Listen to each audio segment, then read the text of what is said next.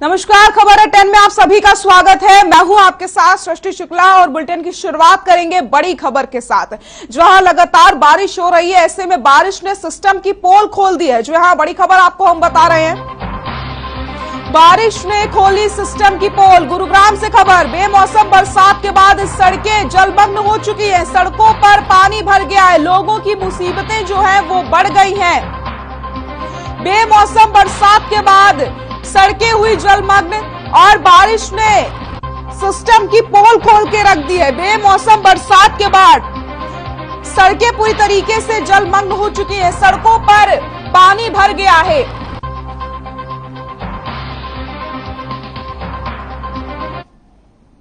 गुरुग्राम से खबर आपको बता रहे हैं, तस्वीरें आप देख सकते हैं जहां पर आपको सड़कों में सिर्फ और सिर्फ पानी ही नजर आ रहा होगा। तो बेमौसम बरसात के बाद कुछ इस तरीके की स्थिति गुरुग्राम की सड़कों की बन चुकी है, जहां पर सिस्टम की पोल खोल रही है। ये तस्वीरें देख सकते हैं आप। पानी की निकासी के लिए किसी भी प्रकार की कोई सुविधा नहीं बनाई गई, जिसके बाद उसके बावजूद भी इस तरीके की तस्वीरें फिर से सामने आ चुकी है। आप देख सकते हैं यहां पर सड़कों में पानी भर चुका है, सड़कें पूरी तरीके से जलमग्न हो चुकी हैं। गुरुग्राम की ये तस्वीरें, इन तस्वीरों को देख करके आप अंदाजा लगाइए कि किस तरीके से सिस्टम ने अपना काम किया है। और ये सड़कें, ये तस्वीरें सिस्टम की पोल खोल रही हैं। बरसात के बाद सड़कें पूरी तरीके से जलमग्न हो चुकी हैं और इसी पानी से गुजरने को लोग मजबूर हो चुके हैं। तो बेमौसम बरसात के बाद यहां पर आपको बताते चले, सड़कें जलमग्न हो चुकी हैं, सड़कों में पानी भर गया है।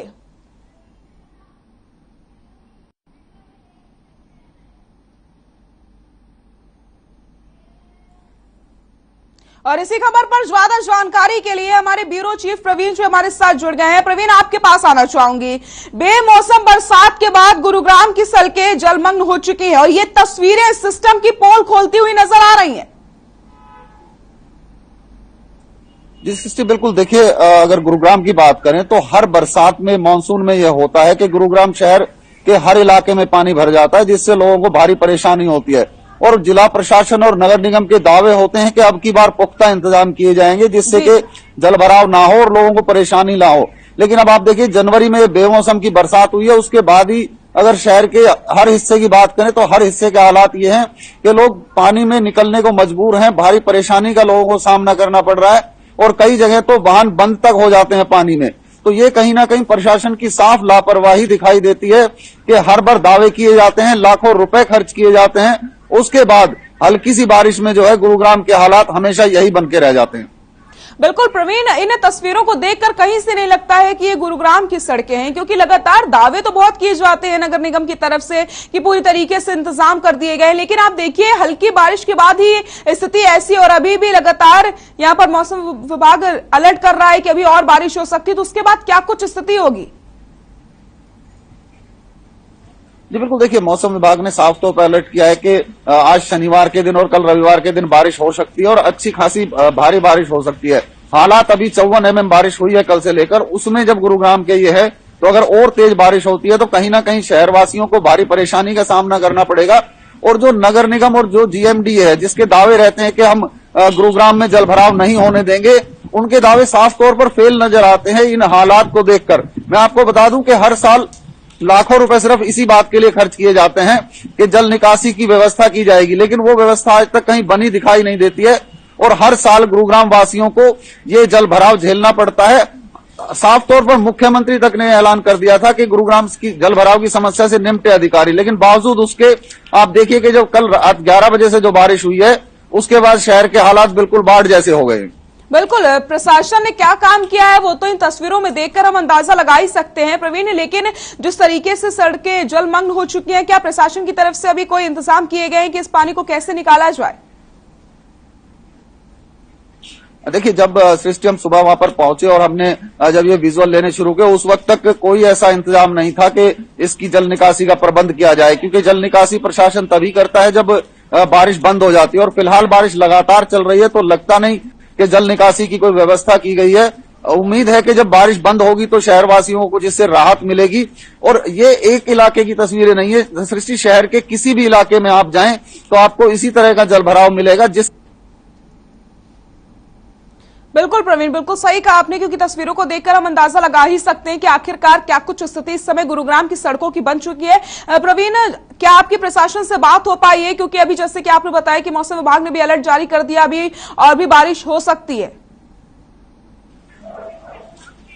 जी देखिए, अभी फिलहाल किसी अधिकारी से हमारी बात नहीं हो पाई है, लेकिन इतना जरूर है कि जैसे अब कार्यालय खुले, क्योंकि आज शनिवार का दिन है, तो उम्मीद यही की जा रही है कि जल भराव को निरीक्षण के लिए कहीं ना कहीं निकलेंगे अधिकारी और कोशिश करेंगे कि इस जल भराव से निजात मिले। क्योंकि जिस तरह का अलर्ट मौसम विभाग की तरफ से दिया गया है उसके हिसाब से मैं सृष्टि आपको दिखाऊं कि अब ये बारिश काफी तेज शुरू हो चुकी है। आप दर्शकों को भी हम दिखाना चाहेंगे, देखिए किस तेज गति से ये बारिश हो रही है और कहीं ना कहीं अब जल भराव की स्थिति और खराब हो सकती है।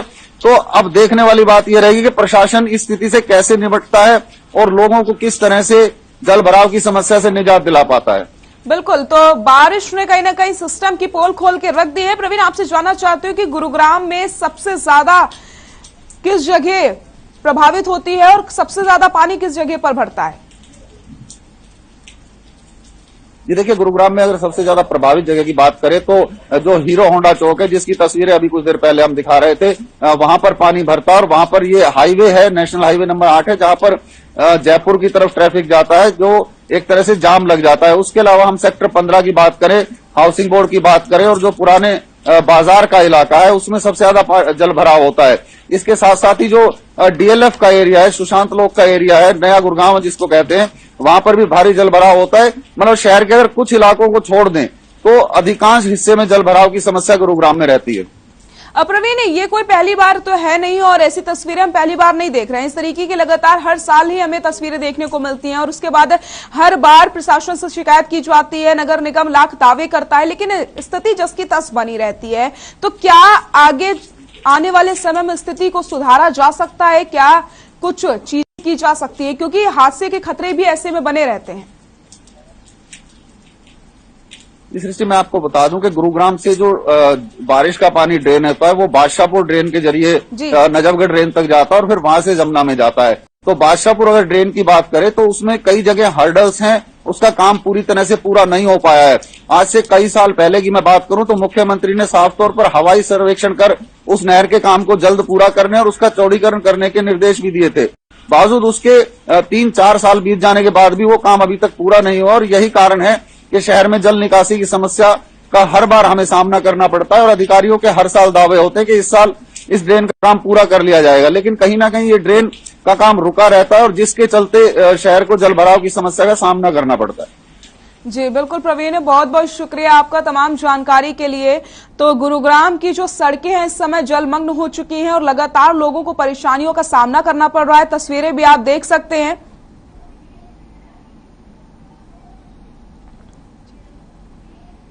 और हमारे साथ बीजेपी प्रवक्ता विजेंद्र नेहरा जी जुड़ गए हैं। विजेंद्र जी, बहुत बहुत स्वागत है आपका हर खबर हरियाणा पर। धन्यवाद मैडम, धन्यवाद जी। विजेंद्र जी, जिस तरीके से गुरुग्राम की सड़कें इस समय जलमग्न हो चुकी हैं, लोगों को परेशानियों का सामना करना पड़ रहा है, सिस्टम की पोल खोल रही है तस्वीरें, क्या कहेंगे? देखिए मैडम, आपको मैं एक चीज बता देता हूं कि जब तेज बारिश होती है जी और 3 से 4 घंटे के अंदर अगर पानी निकल जाता है तो अंतर्राष्ट्रीय स्तर के ये मानक है कि उसको एक बेहतर स्थिति माना जाता है जी। तो मुझे लगता है, और ये मैं आपको आंकड़ों के साथ बता रहा हूँ, दुनिया के किसी भी विकसित देश के अंदर भी जब तेज बारिश होती है ना तो 3-4 घंटे के अंदर जब पानी अगर निकल जाए तो उसको एक अच्छी स्थिति माना जाता है। तो अभी जो जिस तरह से रात को तेज बारिश शुरू हुई है, एक बार जिस तरह से जल भराव होता है, अभी भी तेज बारिश हो रही है जी। तो आने वाले 3 से 4 घंटे के अंदर पूरा जो पानी है वो निकाल दिया जाएगा जी। पूरा प्रशासन इसी चीज में लगा हुआ है। और जब से हमारी सरकार आई है भारतीय जनता पार्टी की, माननीय मुख्यमंत्री मनोहर लाल जी खुद गुड़गांव ग्रीवेंस कमेटी के चेयरमैन भी हैं। तो गुड़गांव में जो पहले जल भराव होता था उसकी समस्या को निपटाने के लिए सरकार ने बहुत सारे काम किए हैं, बहुत सारे नए फ्लाईओवर बनाए हैं, बहुत सारी व्यवस्थाएं की है और रेन वाटर हार्वेस्टिंग के माध्यम से जो पानी निकालने की व्यवस्था है वो सरकार ने बहुत सारी बढ़ाई है। तो आने वाले 3-4 घंटे के अंदर पानी पूरी तरह से निकल जाएगा। प्रशासन पूरा इसमें लगा हुआ है और गुड़गांव की जो जनता है, जो लोग हैं, उनको किसी भी तरह की दिक्कत और परेशानी नहीं आने दी जाएगी। विजेंद्र जी हमारे सहयोगी में हमारे साथ जुड़े थे, उन्होंने बताया कि हर बार की तरह स्थिति ऐसी ही रहती है, प्रशासन लाख दावे तो करता है लेकिन तस्वीरें कभी नहीं बदलती हैं।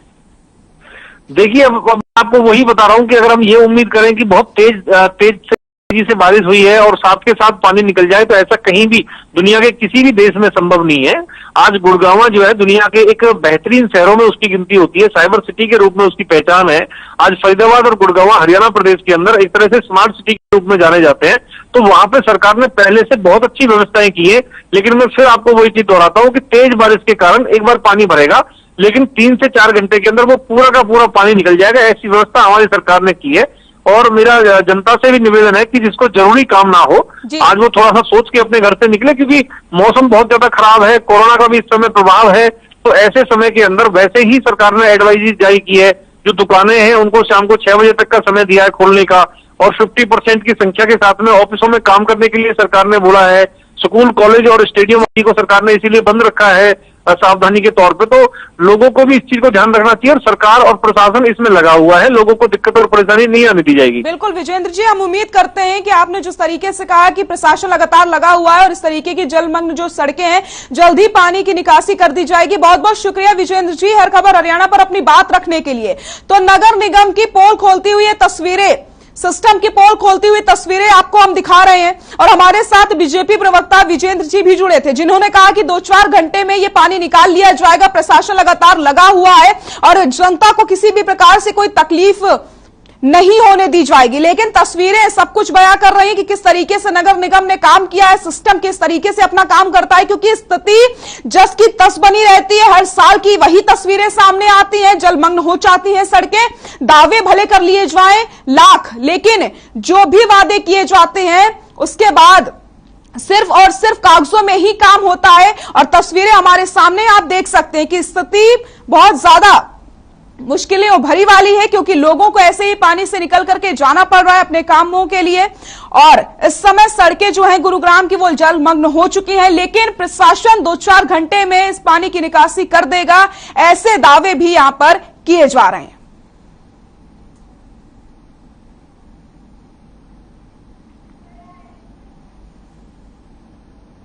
तो बारिश ने सिस्टम की पोल खोल दी है। आपको बताते चलें, ये तस्वीरें भी आप देख सकते हैं, अभी आज और कल और ज्यादा बारिश हो सकती है। मौसम विभाग ने चेतावनी भी जारी कर दी। अब देखने वाली बात ऐसे में यही होगी कि आखिरकार प्रशासन की तरफ से क्या कुछ इंतजाम किए जाते हैं कि ये पानी सड़कों से कैसे निकाला जाए।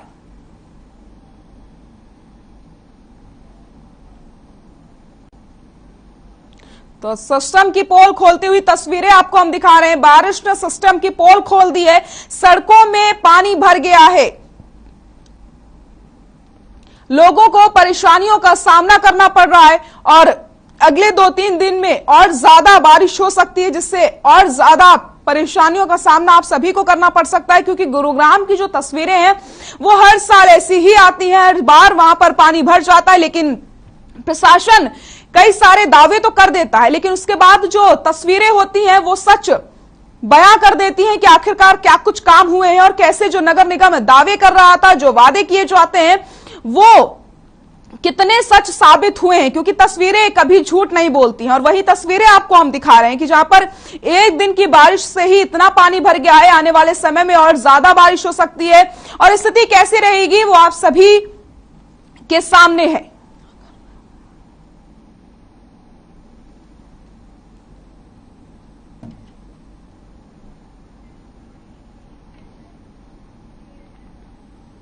नागर चौधरी क्षेत्र के साथ पूरे जिले में अच्छी बारिश हुई, वहीं ज्यादा पैदावार होने की उम्मीद जताई जा रही है। आपको बताते चले मध्य रात्रि से बारिश जारी है। इसी के साथ डॉक्टर चंद्रमोहन पर्यावरण विशेषज्ञ ने कहा कि सरसों, चना, गेहूं की फसलों के लिए बरसात लाभदायक है। वहीं आपको बताते चले बारिश और बादलों की वजह से ठंड कम हुई है। जानकारी के मुताबिक शाम तक और ज्यादा बारिश हो सकती है।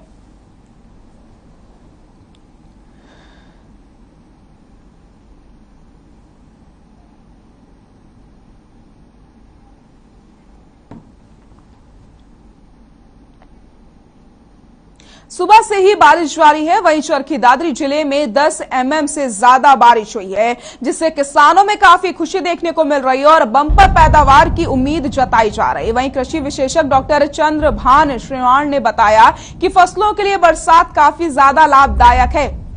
जिले में अब तक 10 mm से ज्यादा बारिश हो चुकी है और बारिश सभी फसलों के लिए लाभदायक है। इसी के साथ रबी सीजन की फसलें गेहूं, सरसों, चना की पैदावार बरसात में बंपर होगी। मौसम विभाग ने 2 से 3 दिन बरसात के आसार बताए हैं।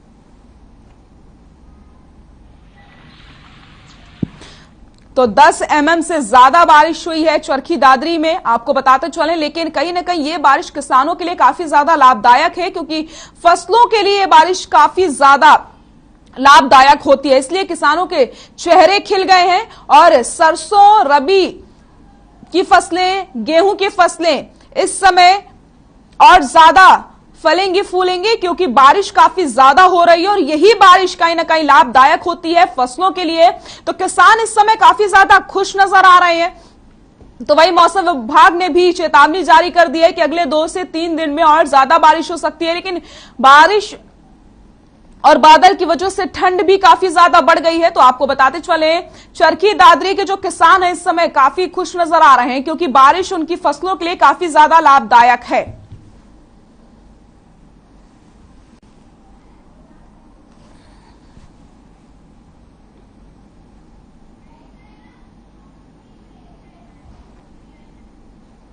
पंजाब के फिरोजपुर में प्रधानमंत्री नरेंद्र मोदी की सुरक्षा में चूक हुई, जिस पर जमकर बयानबाजी हो रही है। कांग्रेस और पंजाब सरकार पर बीजेपी इस पूरे मामले को लेकर हमलावर है। रिपोर्ट देखिए और इस मामले पर क्या कुछ बयानबाजी हो रही है, ये समझने की कोशिश करिए।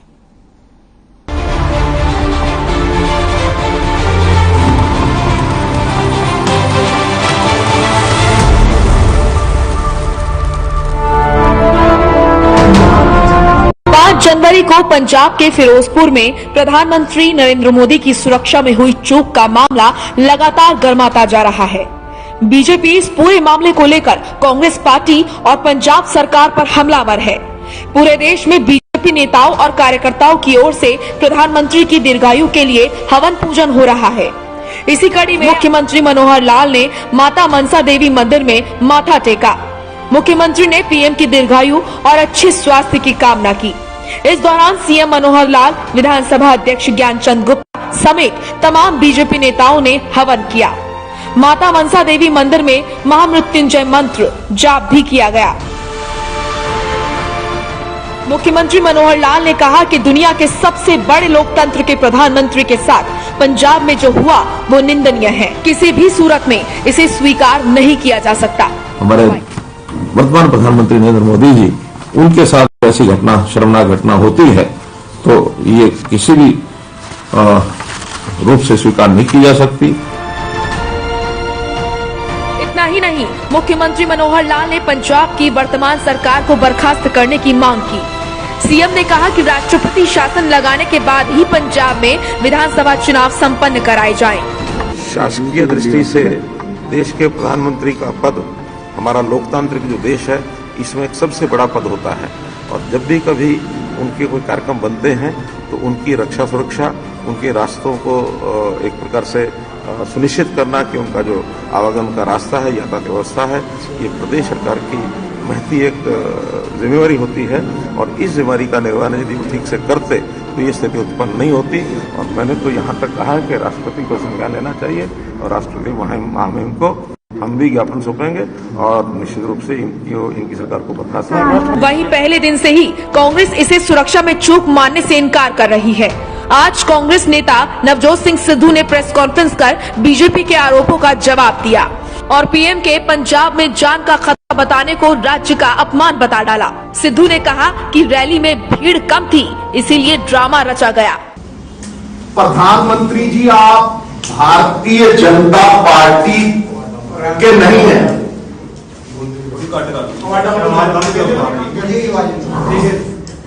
प्रधानमंत्री जी, आप भारतीय जनता पार्टी के ही नहीं हैं, आप सबके प्रधानमंत्री हैं। आपकी जान की कीमत इस देश का बच्चा बच्चा जानता है। और आप इस राज्य का, इसकी पंजाबियत का अपमान कर रहे हैं ये कह के। उधर ये हाई प्रोफाइल मामला पहले ही कोर्ट में जा पहुंचा है। मामले में आज सुप्रीम कोर्ट में भी सुनवाई हुई, जहां सुप्रीम कोर्ट ने पीएम के दौरे का रिकॉर्ड एकत्र करने का निर्देश दिया और सुनवाई पूरी होने तक केंद्र और राज्य की समितियों को कोई कार्रवाई नहीं करने को कहा। मामले में अब सोमवार को फिर सुनवाई होगी। वहीं केंद्रीय गृह मंत्रालय का 3 सदस्यीय जांच दल फिरोजपुर पहुंचा और पंजाब के कई अधिकारियों को तलब किया। जाहिर है पंजाब में पीएम की सुरक्षा में चूक पर बीजेपी कांग्रेस आमने सामने है।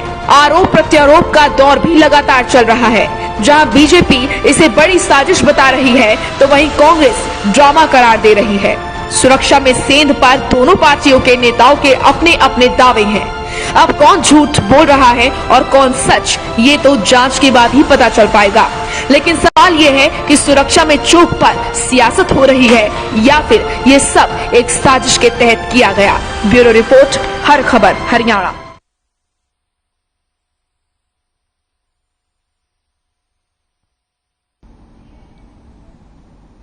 भिवानी में विकास कार्यों की समीक्षा बैठक लेने के लिए उप मुख्यमंत्री दुष्यंत चौटाला पहुंचे, जहां उन्होंने जिले में चल रहे विकास कार्यों और पायलट प्रोजेक्ट की रिपोर्ट ली और काम तय समय में पूरा किया जाए, जिसके लिए डेडलाइंस जारी कर दी गई है। इसके साथ ही डिप्टी सीएम दुष्यंत चौटाला ने पंजाब में पीएम की सुरक्षा में चूक मामले पर बयान दिया।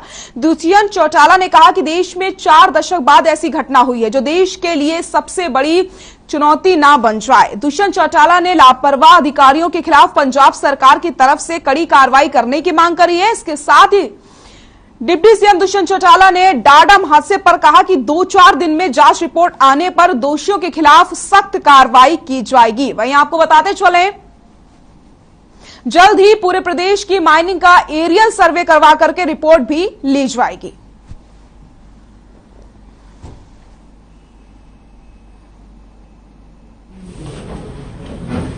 घटना पंजाब में हुई, इसके ऊपर एमएचए ने ऑलरेडी कमेटी गठित कर दी है जिसमें एनआईए के सीनियर अधिकारियों को डाला है।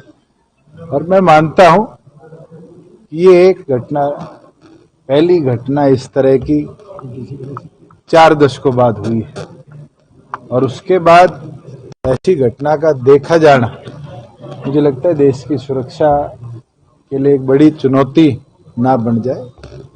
वेट एंड वॉच करते हैं कि क्या कार्रवाई एनआईए की टीम आगे करेगी, मगर पंजाब सरकार को भी उन अधिकारियों के विरुद्ध जिनने कहीं लापरवाही बरती सख्त कदम उठाने चाहिए।